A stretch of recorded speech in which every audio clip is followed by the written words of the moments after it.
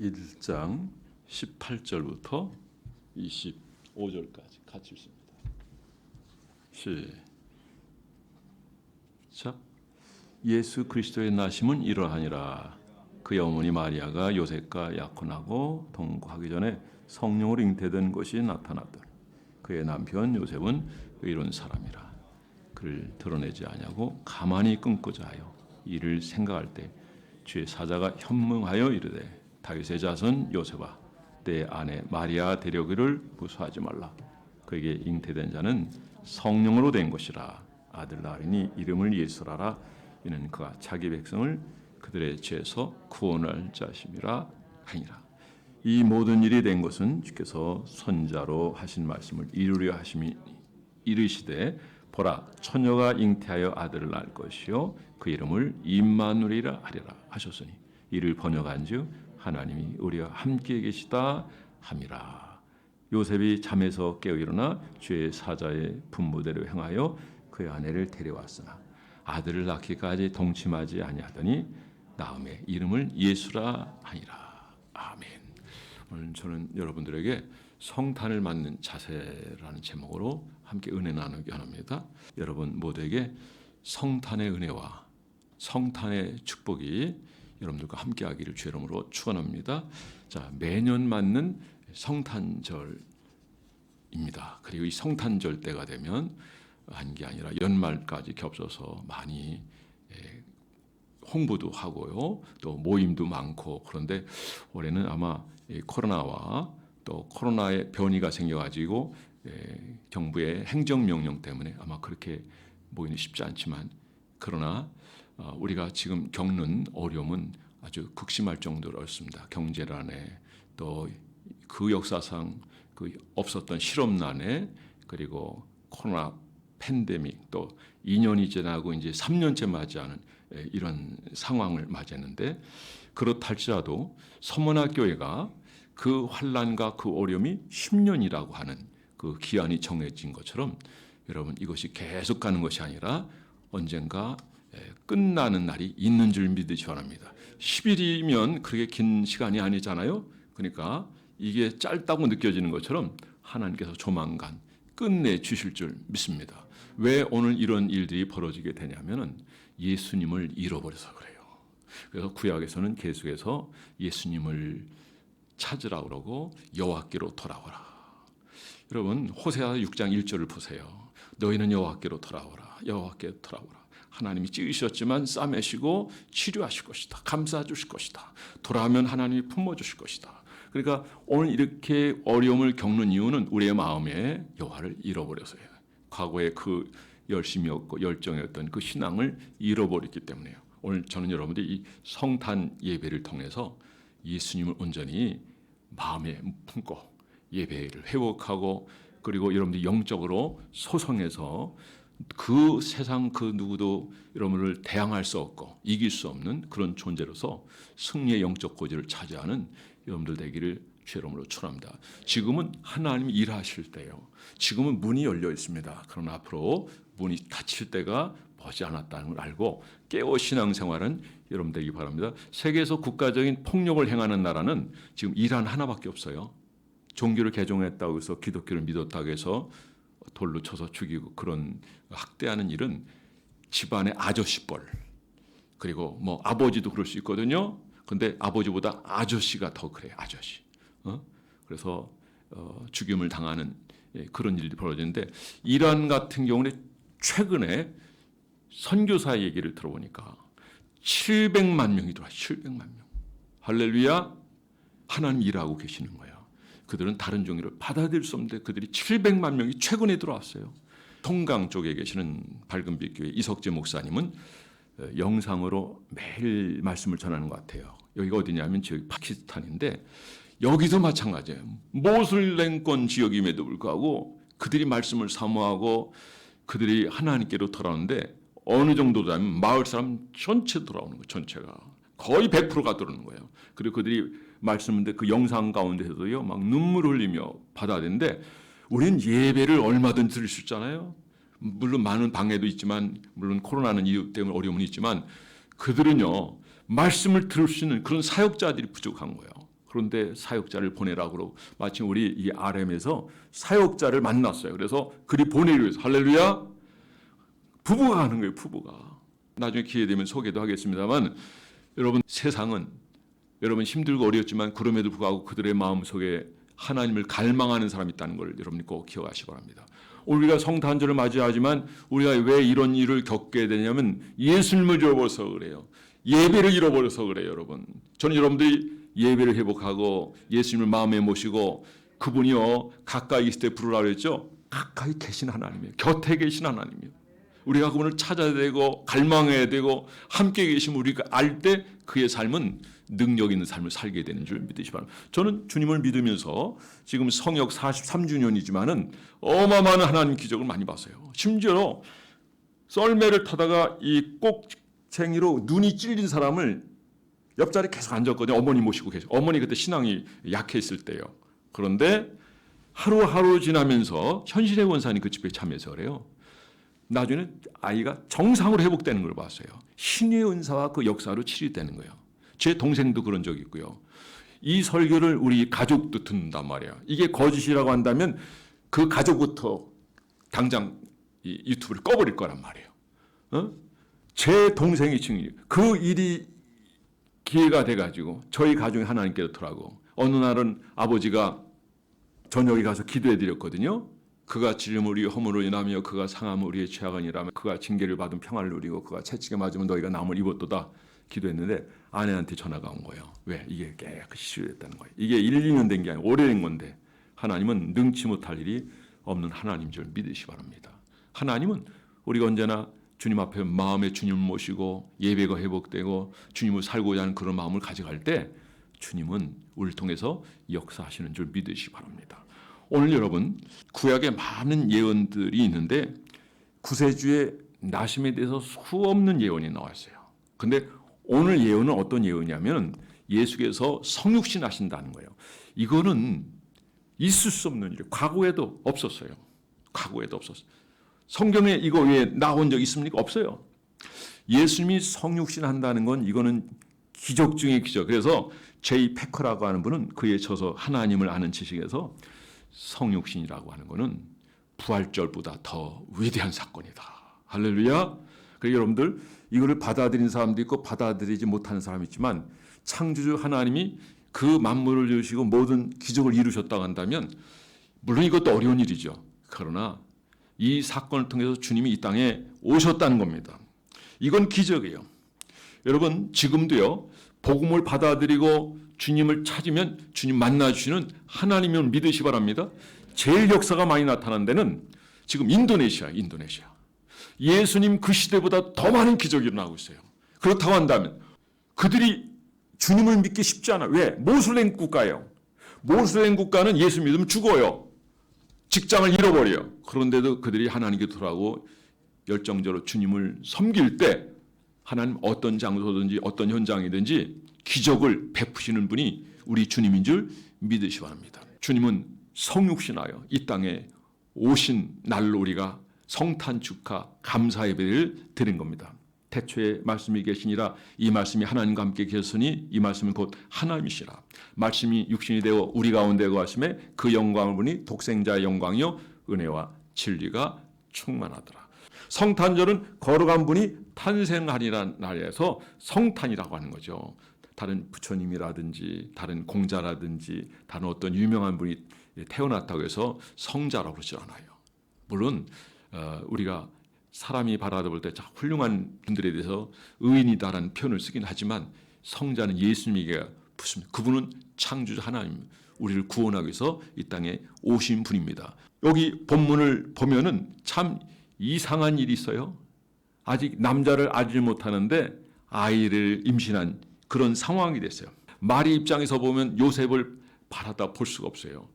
그 유대 나라에서는 결혼 제도가 결혼을 하기 전까지 약혼이 있어요. 어른들이 먼저 정하기도 하죠. 그런데 성장하면서 마음에 안 들면 그냥 파기하기도 하죠. 그런데 정혼은 달라요. 법적 구속력이 있고 보호하게 돼요. 그리고 같이 지낼 수도 있어요. 그러나 정상적으로는 관계할 수 없도록 그렇게 되어 있어요. 그리고 결혼을 하게 되는데 이 과정이 한 1년 정도 걸리거든요. 지금 정혼한 상태라고 한다면 이거는 굉장한 여인이 어려움을 겪을 수 있는 때거든요. 그 시대 율법에 의하면 돌에 맞아 죽을 때요. 그런데 요셉은 이 사실을 알고 가만히 끊고자 했을 때 성령이 나타나서 이 모든 상황을 알렸습니다. 이 여인이 인쇄하게 된 것은 성령으로 된 거야. 할렐루야. 그래서 오늘 첫 번째는 마음이 움직이는 사람 요셉입니다. 마음이 움직여야 돼요. 들어도 피를 불고 나팔을 불어도 꽹과를 쳐도 아무 반응이 없어 안 됩니다. 과거에 주의 중에 한마디 얘기하면 성도들은 그냥 따랐어요. 물론 주의 종이 하나님은 아니지만 하나님이 주의 종을 통해서 말씀하신다는 거예요. 그러면 그냥 일사불란하는 게 온 성도가 움직이는데 요즘은 그렇잖아요. 왜냐하면 지식의 정보 때문에 그래요.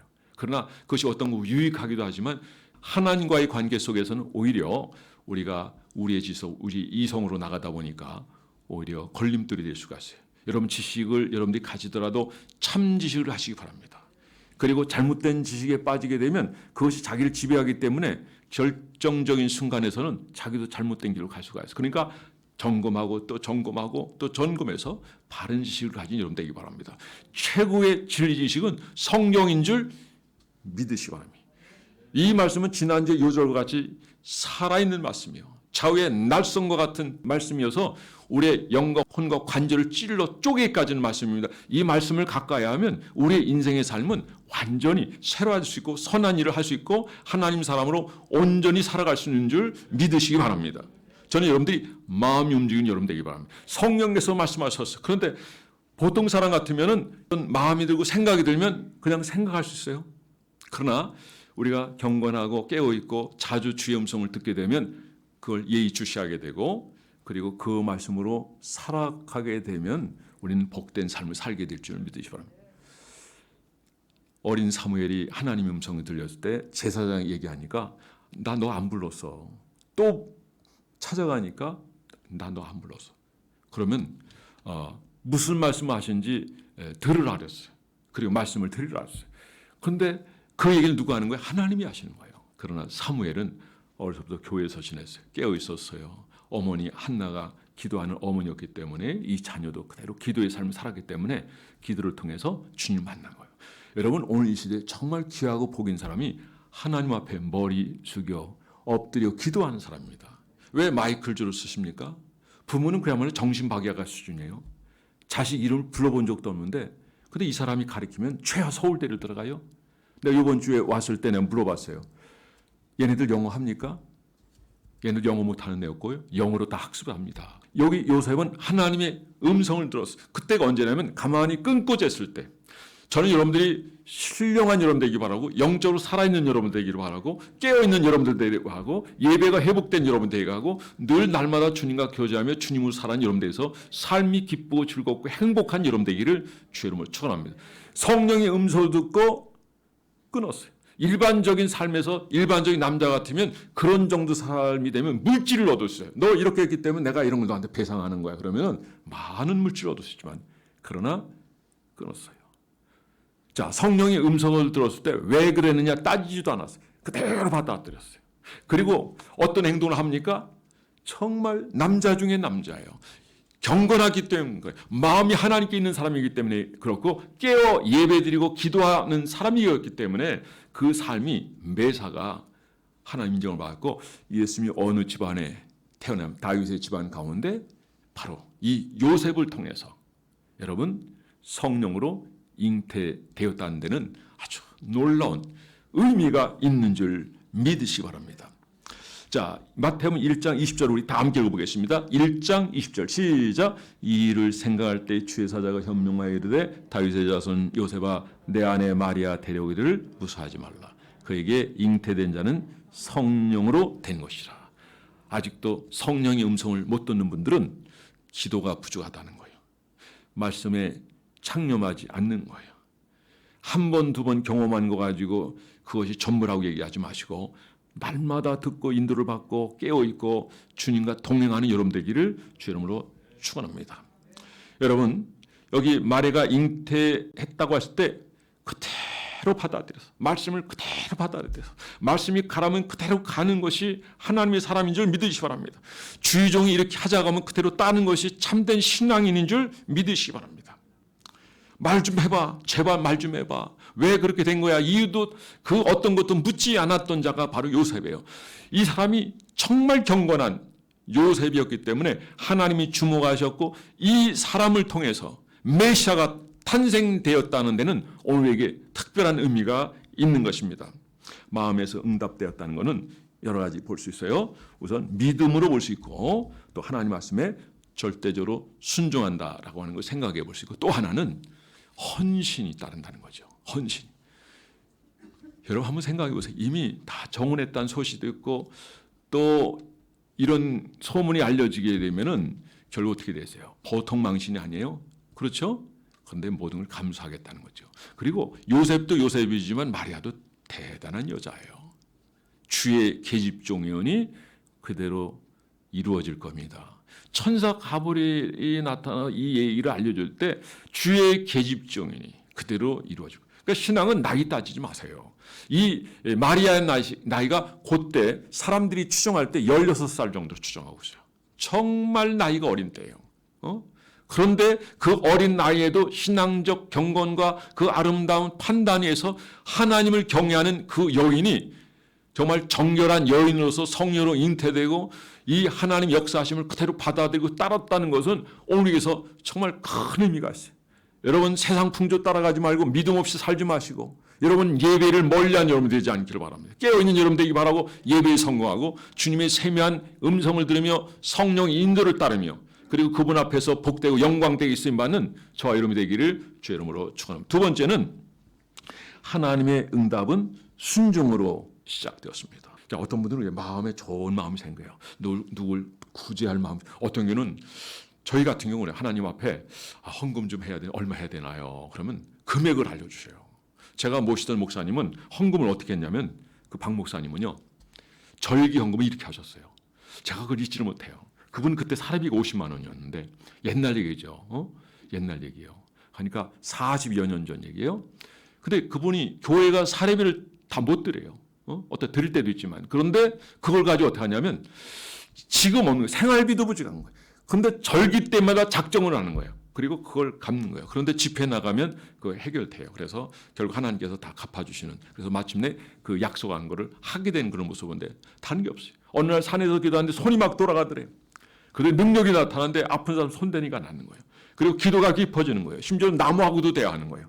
새하고도 대화하듯이 말이에요. 샌프란시스코가 그런 것처럼 그러니까 깊은 영성으로 따라가지고 그 시대 당대 대단한 영성 지도자로 세워졌던 그 모습을 샌프란시스코가 새와도 대화했다고 그래요. 그러니까 그거는 믿을 수 있는 거예요. 마음이 움직였고 그리고 행동으로 나가는 거예요. 결국 어떻게 하냐면 아내를 데려오는 거예요. 이게 순종함이에요. 여러분 같으면 아내가 손도 안 잡았는데 임신했다 했을 때 그 아내를 과연 데려올 수 있겠어요? 유대인의 결혼 제도에서 보면 먼저 이를테면 예를 들면 소 한 마리 먼저 약혼할 때 준단 말이에요. 그런데 마지막 때는 2마리를 준다면 한 마리는 그 마지막 때에 주거든요. 근데 그 전에 데려와. 그럼 이게 뭐냐면 앞으로 한 마리 더 주겠다는 거예요. 그러나 여기 보면 관계는 하지 않아요. 자, 여기 24절, 25절인데 같이 읽어보겠습니다. 시작! 요셉이 잠에서 깨어 일어나 주의 사자의 분부대로 행하며 그의 아내를 데려왔으나 아들을 낳기까지 동침하지 아니하였더니 남의 이름을 예수. 아이를 낳기까지 동침하지 아니하였다. 남의 예수라 하라라고 성경은 기록을 하고 있습니다. 이제 둘이 살게 되니 같이 있으니까 정혼한 상태 아직 결혼을 하지 않았지만 아직은 국수는 안 먹었지만은 근데 동네 사람들이 보면 이 배가 불러오는 거니까 요셉의 자녀구나 이렇게 생각했다는 거 아니겠어요? 세 번째는 하나님의 응답은 은혜로 완성됩니다. 하나님의 응답은 은혜로 완성돼요. 자, 우리 하나님 말씀 한번 읽어보겠습니다. 21절 말씀 읽어보겠습니다. 시작. 보라가 처녀가 잉태하여 아들을 낳을 것이요 그 이름은 임마누엘 하리라 하셨어요. 이를 번역한즉 하나님 우리와 함께 계시다 함이라. 성탄을 통해서 가지는 우리의 신앙 자세는 이 요셉과 같은 자세. 사실 요셉은 좀 우리가 잊고 지나갈 수 있거든요.